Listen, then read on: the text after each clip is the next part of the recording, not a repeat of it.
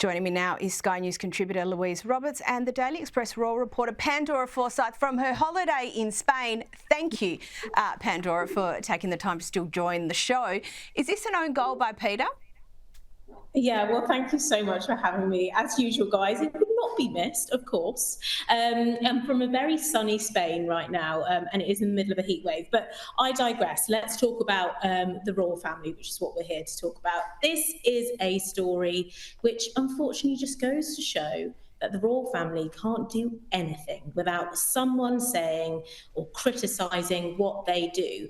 In my personal opinion, I thought it was a lovely personal touch, a personal post to celebrate a father, a husband. They have been through so much year, the Waleses. And it was for his 43rd birthday, signed off by the children and Catherine. Yes, they've had puppies, but how many families around the UK have puppies? I'm very much in agreement with you. Of course, Charles and Camilla have adopted from Battersea Dogs Home even this year. Camilla has done so, but that was their choice. That's their family. That's what they wanted to do.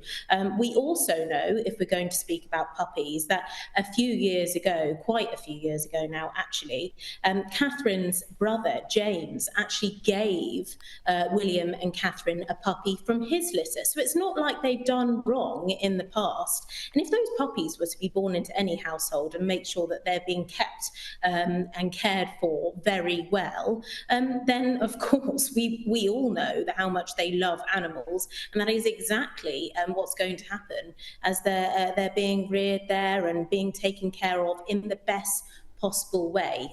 We do know that they're potentially going to be keeping one of the puppies, and I'm sure the two other puppies will be going to very well equipped homes, is all I will say. I think, quite frankly, it's a non-story, but of course, PETA, if they wanted the headlines, well, they've got them, but they've also got lots of criticism on the same note too. And Louise, I mean, like Pandora said, the royal family, they're always going to receive criticism, regardless what they do. Some fair, some not so fair. It's all part of being in the public sphere. But what's your view on this?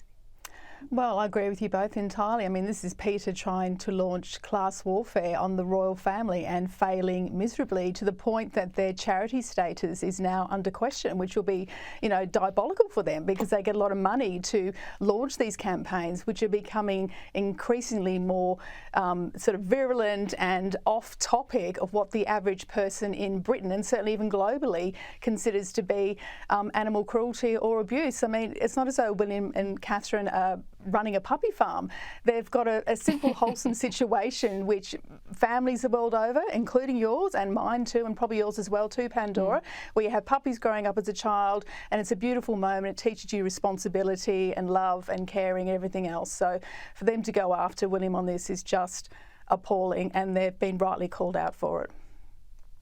Exactly, but on to other things. And Pandora, Wimbledon starts tomorrow. Princess Catherine's a patron of the event. Are we expecting her to attend?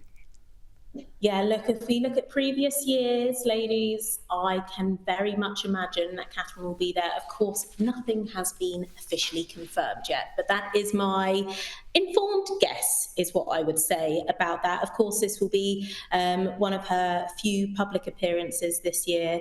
She absolutely loves tennis. In fact, she is a patron of the All England Tennis Club, but she actually does play there too on a personal basis. We know that she is actually friends with a fair few of the tennis players themselves on, again, a personal basis. So not only is this a wonderful role for her to have taken up, but of course it's actually a personal one for her too. So she will make sure that she does not miss it unless she absolutely needs to. Expect her to be in the final couple of days, is what I would say, and keep eyes on perhaps finals day on the second week, but it does start tomorrow, and I'm sure even the days that she's not there, you can expect the Duchess of Gloucester and various other members of the royal family to partake in the royal box. So keep a beady eye on it, but of course everyone's sort of waiting for Catherine to appear, aren't they, as they are every single year. But it's a brilliant event, and of course it's quite easy for her to get to as well. So yes, all eyes on the All England Tennis Club. And Louise, we've just had Royal Ascot, but Wimbledon's another one of those occasions where the Royals are all out and about. What's the history there, and what else can we expect during the tournament? Yeah, you're absolutely right. I think with Wimbledon too, it's very much a soft focus and soft power moment for the female members of the royal family. Of course, Diana in the 80s and 90s, when she was a member of the royal family, was a permanent fixture at Wimbledon and would often use it to sort of debut a new look or a new hairstyle or a new fashion, and we'd all scurry down there to cover this and write 10 pages of copy afterwards because it was so important what Diana was wearing. It actually took the focus of what was happening on, Court 1, for example.